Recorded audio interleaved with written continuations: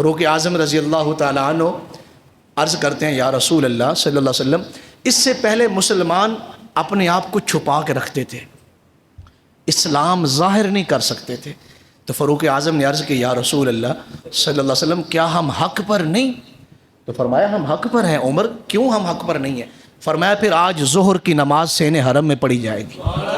فاروق اعظم یوں تلوار لے کے آگے چل رہے ہیں، تلوار آپ نے اٹھائی ہوئی ہے، ایک طرف حضرت امیر حمزہ ہیں، ایک طرف فاروق اعظم ہے، باقی 38 مسلمان پیچھے چل رہے ہیں، یہ آگے چل رہے ہیں۔ اور فاروق اعظم کیا بات کر رہے ہیں؟ اگر کسی نے اپنے بچے یتیم کروانے ہوں یا اپنی عورتیں بیوہ کروانی ہو تو پھر وہ فاروق اعظم کے راستے میں آئے۔ ابو جہل نے یوں کمر پکڑی ہے اور ٹیڑھا ہو کے کہتا ہے فاروق اعظم کے اسلام لانے سے ہماری پشت جو ہے وہ ٹوٹ گئی ہے، ہماری کمر ٹوٹ گئی۔ کیا مطلب تھا؟ کہ فاروق اعظم کے اسلام لانے سے کفر کی کمر جو ہے وہ ٹوٹ گئی ہے اور اسلام کو فروغ ملا ہے۔ آپ سن سکتے ہیں کہ سیدنا فاروق اعظم کے ایمان سے کس قدر، اور یہاں تشریف لائے ہیں اور سین حرم میں پھر نمازیں اس کے بعد ساری پڑھی گئی ہیں۔ مسجد اقصیٰ اس وقت کتنے ارب مسلمان ہیں؟ تقریباً 2 ارب کے قریب مسلمان ہیں، 57 یا 56 کے قریب مسلم ملک ہیں۔ جتنی فوجیں آج کے دور میں مسلم ممالک کے پاس ہیں، میرے سامنے قرآن مجید ہے، تعداد کے لحاظ سے فاروق اعظم کے پاس اتنی بڑی فوج نہیں تھی۔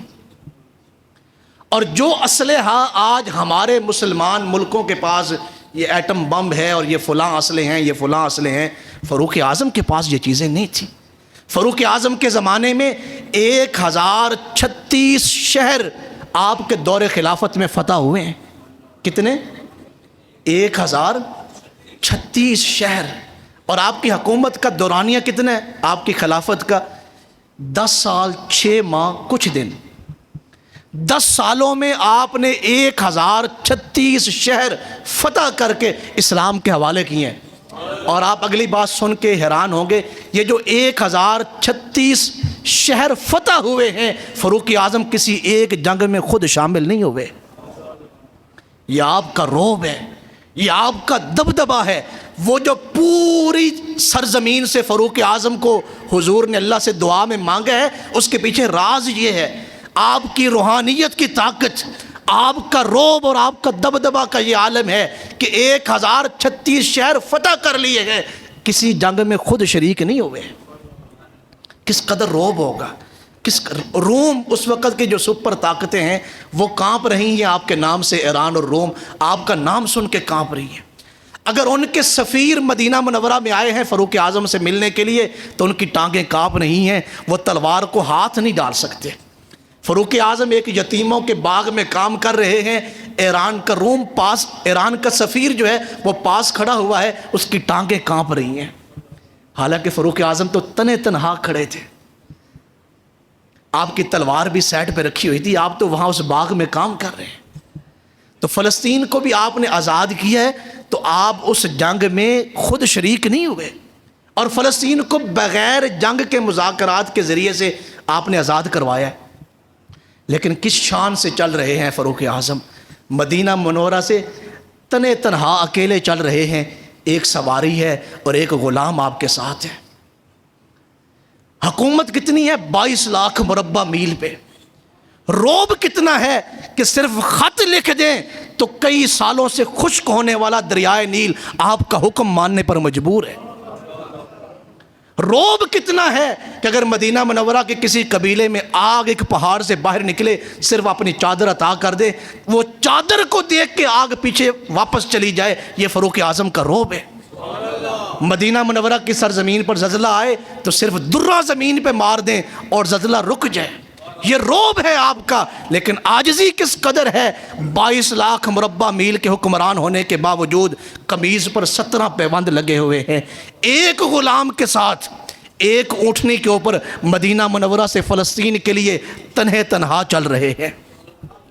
آج 2 ارب مسلمان جس شہر کو، جس ملک کو آزاد نہیں کروا سکے، اتنی بڑی فوجیں اور اتنے بڑے اثاثے ہونے کے باوجود فاروق اعظم تنہے تنہا بغیر جنگ کے فلسطین کو آزاد کروا رہے ہیں۔ آپ سمجھتے ہیں اس کے پیچھے راز کیا تھا؟ کہ یہ حقیقت میں رسول اللہ کے غلام تھے۔ مسلمانوں نے فتوحات اس دور میں کی ہیں جب حکمران رسول اللہ کے غلام رہے ہیں۔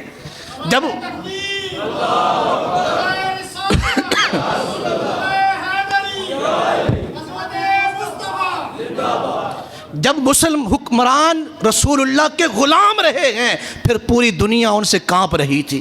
میں یہ بات بڑی ہمت کے ساتھ کہہ رہا ہوں اور بڑی دلیری کے ساتھ کہہ رہا ہوں، کبھی بھی مسلمانوں کی عزت اس کی فوجوں سے نہیں جڑی ہوئی، مسلم ریاستوں کی عزت اس کے ایٹمی اثاثوں سے نہیں جڑی ہوئی۔ اگر جڑی ہوتی تو پھر فاروق اعظم بغیر کسی جنگ میں 1036 جو ہے وہ شہر کیسے فتح کر سکتے تھے؟ اس وقت اتنا بڑا مجمع ہے اس مسجد میں کسی حاکم کی بات نہیں کر رہا۔ اگر میں آپ سے پوچھوں میرے سمیت ہماری قمیض پہ کسی کے قمیض پہ ایک پیوند بھی لگا ہوا ہے تو کوئی ایسا شخص نہیں بیٹھا ہوا، تنے تنہا چل رہے ہیں فاروق اعظم، ایک غلام ہے، کوئی پروٹوکول نہیں، کوئی لاکھوں اور ہزاروں کی فوج ساتھ نہیں، کوئی ہٹو بچو کے نعرے نہیں، ایک غلام کے ساتھ باری ترتیب دے دی ہے، فلاں سفر تک آپ نے اونٹنی پہ سوار ہونا ہے، فلاں سفر پر جب آپ پہنچے ہیں وہاں پہ تو غلام اونٹنی پر سوار ہے۔ پیر نصیر الدین شاہ صاحب نے کہا تھا کہ وہ برابری کا تو نے دیا درس آدمی کو کہ غلام ناقہ پر ہے تو امام چل رہا ہے۔ غلام جو ہے وہ اونٹنی پر سوار ہے اور جو آقا ہے وہ پیدل چل رہا ہے۔ اج یاد عمر دی آئی ہے، اج یاد عمر دی آئی ہے، سرکار عمر دے ہاتھ وچ آئی۔ اج یاد عمر دی آئی ہے، سرکار عمر دے ہاتھ وچ آئی، ہزاراں لکھاں فوجاں دی قطار عمر دے ہاتھ وچ آئی، مدینے تو فلسطین تائیں ہر شہر عمر دے ہاتھ وچ آئی، مگر غلام ہے ڈاچی تے، مگر نوکر ہے ڈاچی تے، مہار عمر دے ہاتھ وچ آئی، مہار عمر دے ہاتھ وچ آئی۔ 1036 شہر آپ نے فتح کیے ہیں، کسی ایک جنگ میں بھی آپ شریک نہیں ہوئے، اور اتنا عظیم آپ کا زمانہ ہے کہ روب اور دبدبہ جیسے میں نے ذکر کیا کہ صرف ایک دریا کو خط لکھ دے وہ حکم ماننے پر مجبور ہے۔ کیسر و کسرا اور دنیا کی دیگر ریاستوں کے جو بادشاہ ہیں ان کی ٹانگیں کانپ رہی ہیں فاروق اعظم کا صرف نام سن کے، لیکن اپنے مزاج میں اور اپنی طبیعت میں عاجزی کس قدر ہے کہ مٹی کے اوپر سوئے ہوئے ہیں اور ایک پتھر کو سرہانے کے نیچے رکھا ہوا ہے، سر کے نیچے ایک پتھر کو سرہانہ بنا کے لیٹے ہوئے ہیں۔